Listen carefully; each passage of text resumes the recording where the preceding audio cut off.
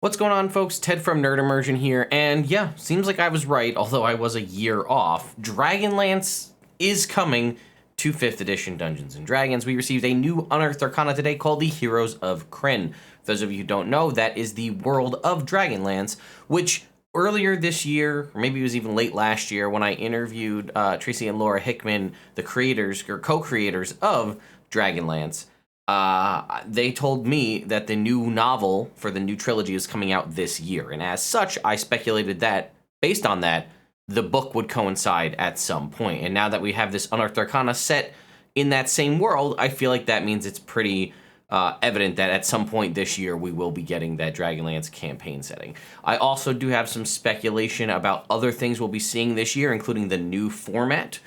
More on that in a video later on in the week. That being said, you can see right here it is 92.3K. I would love to hit 100K by Gen Con in August. Only you guys have the ability to make that happen, and I thought I would show off this right here. That's where we stand for just the last 28 days. 53 or so % of you are not subscribed to the channel. Just as a frame of reference, out of that 53%, which is like, I don't know, 225,000 people, if like 4% of that were to subscribe, we'd blow past 100K already. So with that being said, let's not dilly-dally any longer, and we'll jump into the Heroes of Krynn Unearthed Arcana 2022. This is, I believe, this is the first one here for the new year, I think. We might have received another one, but it's honestly, 2022 has just been a blur. So we'll explore options from the Dragonlance setting. This playtest document presents the Kender race, an often disputed race in the worlds of Dungeons & Dragons, the Lunar Magic Sorcerer subclass, the Knights of Solamnia and Mage of High Sorcery backgrounds, and a collection of feats all for use in D&D. And no real further information about what the schedule or anything is going to be regarding Unearthed Arcana, but we'll have to see as we go along. So there will be, should be timestamps on this video if you want to skip ahead to see where things are. Also, YouTube's auto chapter feature has seemed to be working, so consider that. But here we can see Unearthed Arcana 2022 Heroes of Krynn. So it says, oh, there's a little bit here about feedback. So the best way to give us feedback is the survey. We know that I also fill out the surveys and make videos on that to make sure you're aware, although we do know that they shut the surveys down sometimes relatively early. But there's also a section here on power level, so let's read this. The character options you read here might be more or less powerful than options in the player's handbook. Let's be honest, they're all going to be more, but we'll keep going. If a design survives playtesting, we adjust its power to the desirable level before official publication. This means an option could be more or less powerful in its final form. Okay, nothing crazy. Ability scores for the races, same as what we're used to now in this post-Tasha's Cauldron of Everything world. +2, +1, or +1 to 3 stats, your choice. Creature type, we'll see what happens. Lifespan, it is normally about a century unless otherwise denoted in the stat block. Height and weight, you choose. All right. Kender, native to the world of Krynn. Kender are diminutive humanoids that look like humans with pointed ears and diverse appearances.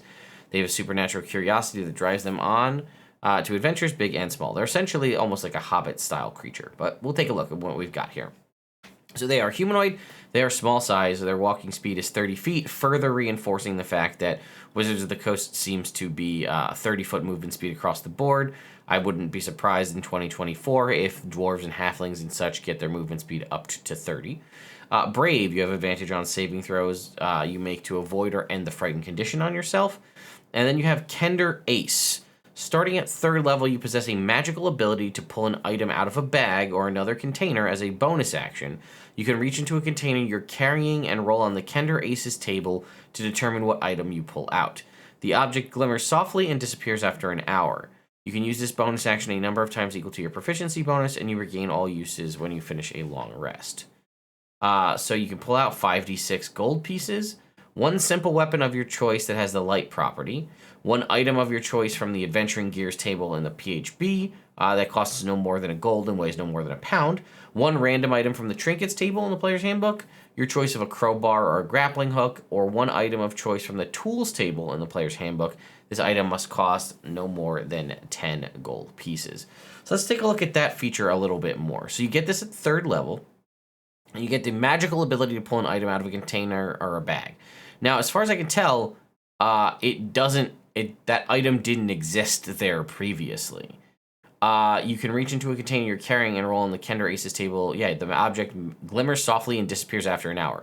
So you could, in theory, pull out 5d6 gold pieces, pay people with your 5d6 slightly glowy magical gold pieces, and then in an hour, those gold pieces disappear. Same thing. I mean, it's actually a super useful. It is only it's proficiency bonus times per long rest, so it's not spammable, but it's also a super useful utility ability, which I very much enjoy. Right, adventuring gear, crowbar, grappling hook, simple weapon. That could be very useful. One, you don't need to have anything to do this, so. One of the quintessential examples of all these kinds of things are if the characters have been captured, and they're trapped and all of their gear has been taken away. And if that's the case, then what are they going to do? I'll zoom it in, by the way. I didn't realize I could get it in this far. Also didn't realize we opened it up in Chrome as opposed to Adobe. But this should be easy for everybody to read at the very least. Yeah, it's interesting because that means like you could be captured and then pull out a weapon or thieves' tools or something like that, as long as you have uses left. And this is a very useful party enabling because you don't have to just be the one to use it. The thing just exists for an hour, which is pretty cool. And that's not even it. There is also the taunt ability. You have a supernatural ability to home in on a creature's emotional raw nerves and craft a taunt that flusters them. As a bonus action, you can unleash a barrage of insults at a creature within 60 feet of you that you can hear and can understand you.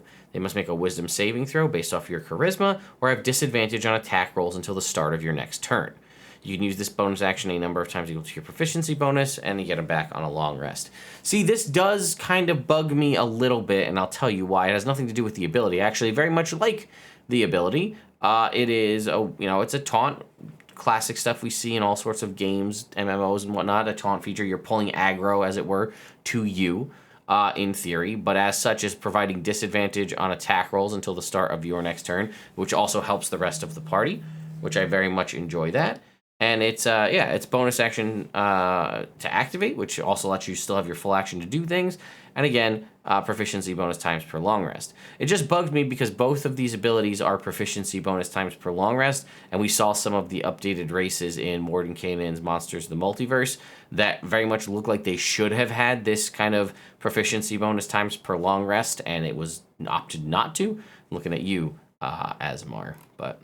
Okay, let's move into the lunar magic. So you have sort of your power is derived from the moon. I'm sure a lot of people will very much enjoy that, even if you're not playing in the world of Krynn. So we have manifestations of lunar magic here. You glow with a faint light that matches the color of a moon from your world. Your pupils shift in shape. Spectral manifestations of the moon of your world orbit you. Very cool. I love these sort of quirky flavor text tables, and I would love to see them implemented more on a variety of other subclasses as well.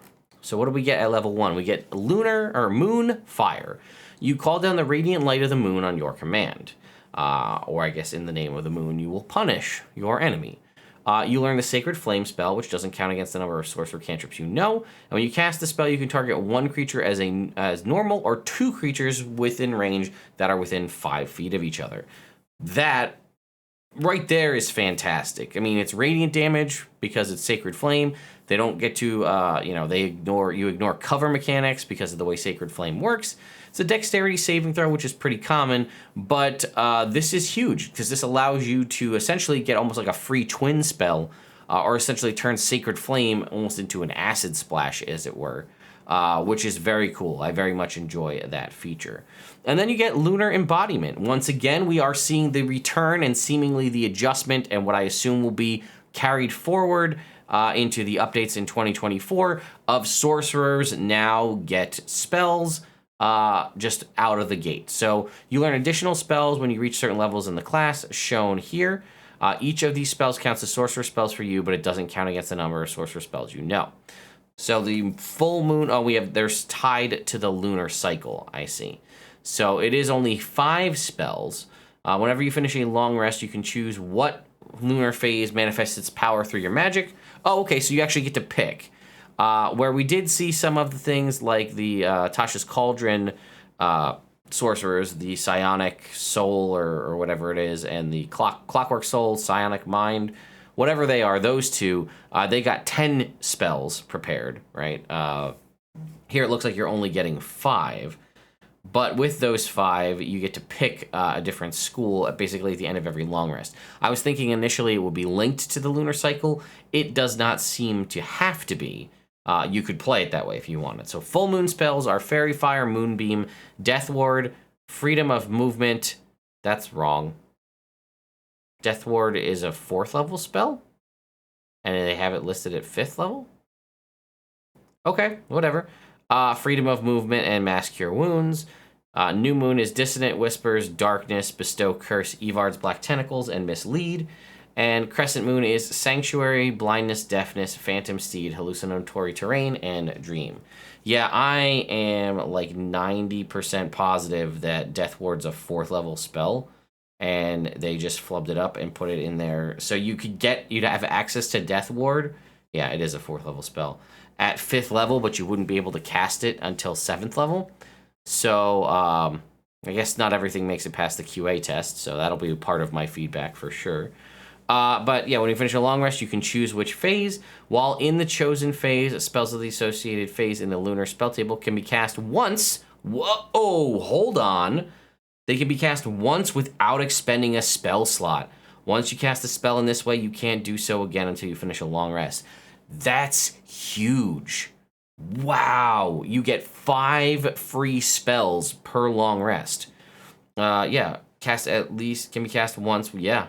Each, the spells of the chosen thing can be cast once. Yeah. So that's big. So that almost makes it better than, say, as I was just talking about the other, the newer sorcerer subclasses have 10 new spells. You would get 5, but you'd also get to cast one of them each without expending a spell slot. Spells of the associated phase in the lunar spell slot can be cast once. Yeah, I was wanting to make sure, but I've read it multiple times, and I'm sure you will agree that the way that reads is you can cast each one time for free. I think probably the full moon wins for me. Personally, Mass Cure Wounds, a free Mass Cure Wounds once a long rest is amazing, especially as a sorcerer, typically not something in the healing aspects, but we might see more of that as we continue on with the class. Moonbeam is a decent AoE, especially at lower levels.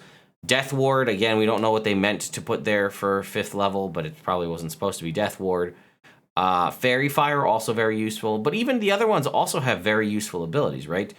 Dissonant Whispers is a great spell. It has battlefield control. Blindness, Deafness can be big. Phantom Steed is an excellent outside of combat movement ability, especially because Phantom Steed is a ritual spell. So normally you'd want to cast it as a ritual, but as a sorcerer you don't have that option, but you can cast it once a day for free. Okay, moving on. We now have a Lunar Boons, at 6th level. Each phase is associated with spells of the following schools of magic: Full Moon, Abjuration, Conjuration; New Moon, Evocation and Necromancy; Crescent Moon, Divination and Transmutation. Whenever you use meta magic on a spell from the Lunar Spells table, or a spell of a school of magic associated with the lunar phase you are in, you can reduce the sorcery points spent by 1 to a minimum of 0. You can reduce the sorcery points spent for your meta magic a number of times equal to your... Wow, that is so strong! So it's any of the school spells on the table or a spell of that school of magic. So if we look again at... I still feel like Full Moon's winning, right? Fairy Fire, Moonbeam, Death Ward, all of these. You could cast those with upcast via sorcery points to do whatever you'd like to do with meta magic. And you reduce that cost by 1. And it also says any spells of the Abjuration or Conjuration spell as well. So you can think about this, and I mean, there might be other ones as well. I'm just not sure of the full Sorcerer spell list off the top of my head. But this is going to be things like changing the damage type with the new meta magic option contained in Tasha's Cauldron. This is Quickened spell. This is Twin spell, Extended spell. You have a lot of very powerful options here, and in some instances, you may be able to remove the sorcery point cost entirely, proficiency bonus times per long rest. And if that wasn't enough, you also get something else at 6th level, Waxing and Waning. As a bonus action, you can spend one of your sorcery points to change your lunar phase. Okay, so that's actually not. I was gonna say it was a lot. You're getting 2 features at 6th level, but this is more of a quality of life thing. Normally, changing your lunar phase, as we saw, is once per long rest. This is giving you the opportunity to burn a sorcery point to do it as a bonus action. Which again, So let that, actually, I'm thinking about this. So we learned about these new phases, right? It says, whenever you finish a long rest, choose one. While in the chosen phase, spells of the associated in the lunar can be cast once without expending a long rest. Once you cast a spell in this way, you can't do so again until finishing a long rest. So, because I want to make sure I'm understanding this correctly. Can be cast once without expending a spell slot. Now here it says, once a spell is cast in this way, you can't do so again until you finish a long rest. So now I'm wondering, does that mean that once you do it, period, you can only cast one spell? Because the reason I say that is I could, in theory, be in full moon spec. Cast, if my original interpretation is correct, that I can cast one of these each without expending a spell slot, which I'm still admitting it may be incorrect here. I can cast these 5 spells, let's say. Fairy Fire, Moonbeam, Death Ward, which, again, freedom of movement, something's funky there. Mass Cure Wounds. I could cast all of those, then use a bonus action to swap my phase to, say, New Moon, and now I'd have that refreshed so that I could do that again for those 5 spells. I doubt that that was the intention, which now is making me, again, second guess that maybe it's once you cast one of any of those spells for free via this lunar spell feature, that means it's shut down until a long rest. Perhaps something will be cleared up the further we go into the subclass, but I figured I'd bring that up now. At 14, you get Lunar Empowerment. Whenever you choose a lunar phase, you get the following benefits as well. Full moon, you shed bright light in a 10-foot radius and dim light in another 10. In addition, you and creatures of your choice have advantage on saving throws, period, while in the bright light you shed, so within 10 feet of you. New moon, you have advantage on stealth checks. In addition, when you are in dim light or darkness, attack rolls have disadvantage against you. And crescent moon, you have resistance to necrotic and radiant damage. These are also all very powerful, especially with that now level 6 ability where we can change this as a bonus action. You might be, in the resistance to necrotic and radiant damage, and then get into a fight with a group of enemies in a darkened, dim lighted area, and then decide, I'll just use a bonus action, burn a sorcery point, and switch to new moon, so now I'm getting attack rolls against me have disadvantage because I'm in dim light. And then lastly, at level 18, we have a Lunar Phenomenon. As a bonus action, you can tap into a special power of the lunar phase you are currently in. Alternatively, as part of the bonus action you take to change your lunar phase using your waxing and waning feature, you can immediately use the power of the lunar phase you're entering. So for full moon, you radiate intense moonlight for a moment. Each creature of your choice within 30 feet of you must succeed on a con save against your spell save DC or be blinded until the end of its next turn. In addition, one creature of your choice in that area regains 3d8 hit points, also giving you more healing, which is very nice. A very powerful capstone ability. I like it so far. Then we have New Moon. You momentarily emanate an oppressive gloom. Each creature of your choice within 30 feet of you must make a dex save against your spell save DC or take 3d10 necrotic damage and have its speed reduced to 0 until the start of its next turn. In addition, you become invisible until the end of your next turn or until you make an attack or cast a spell. And Crescent Moon, you can magically teleport to an unoccupied space you can see within 60 feet of yourself. In addition, you also gain resistance to all damage until the start of your next turn. Once you use a phase's bonus action, you can't do so again until you finish a long rest unless you spend 5 sorcery points to do so. So it says you could do this as a bonus action or as part of the waxing and waning features. So if you're in New Moon and you want to activate it, you can do that as a bonus action, or if you're in a different phase and then want to transition in to full moon, let's say, you could do that all in one. And I very much appreciate that. That is a very powerful ability. I think it lasts long, and I like that they kept the mechanic of it's once per long rest, but you could also blow some sorcery points to reactivate it again. I like, again, seeing the additional uses for sorcery points. Excuse me. I very much like this subclass. Again, this puts once again in the subclass, the category of subclasses that make Ted want to try a class he had no interest in. The Psionic Mind, Psionic Soul, whatever it is, Sorcerer, was the first time I'd ever been interested in playing a Sorcerer at all in 5th edition. The Lunar Magic class also has me interested in that as well. Plus, I feel like with a little finagling, I can be my own Sailor Scout with relative ease. The only thing, like I said, is the clarification on its Death Ward, Freedom of Movement. Those are both 4th level spells. All they have to, if they made this Death Ward here, if Death Ward jumped down to 7th level and this became Spirit Guardians, best subclass. And then again, just a little clarification on once you cast a spell in this way, you can't do so again until you finish it. Excuse me, a long rest. Does make me think that it is once I cast it once, it's shut off till the end of a long rest. But you tell me in the comments, and I'm sure Jeremy Crawford will answer it on Twitter somewhere. Let's take a look at our backgrounds here. We're not going to dive too much into it, but we have the Knights of Solamnia ability here, or background. Again, you get a variety of different things you'd expect from a background, but the thing we really want to focus on is the feature, because that's the unique thing of it. Squire of Solamnia, it says you gain these... Oh, we're getting backgrounds that are giving feats again. So similar to Strixhaven. You gain the Squire of Solamnia feat, presented later in this document. In addition, the Knights of Solamnia, provide you free modest lodging and food at any of their fortresses or encampments. And then we have information here on building them, and then personality traits. Just personality traits, 6 personality traits, and 6 trinkets. We have the Mage of High Sorcery background. This gives you the Initiative High Sorcery feat. In addition, the Mages of High Sorcery provide you with a free modest lodging and food indefinitely at any occupied tower of High Sorcery. Oh man, I'm so sorry. For one night at the home of an organization member. And then moving on, we have feats. Oh, wow, we have a bunch. I'm surprised. I thought we were only going to get like a couple, but we have 1, 2, 3, 4, 5, 6, 7, 8, 9, 10. Looks like 10 feats. Okay. Adept of the Black Robes. First one here. 4th level requires high sorcery initiate feat and any non-good alignment. Interesting that they're going with alignment. Wow. Given the fact that they removed alignment almost exclusively from all of the stuff, to bring it back now seems very strange.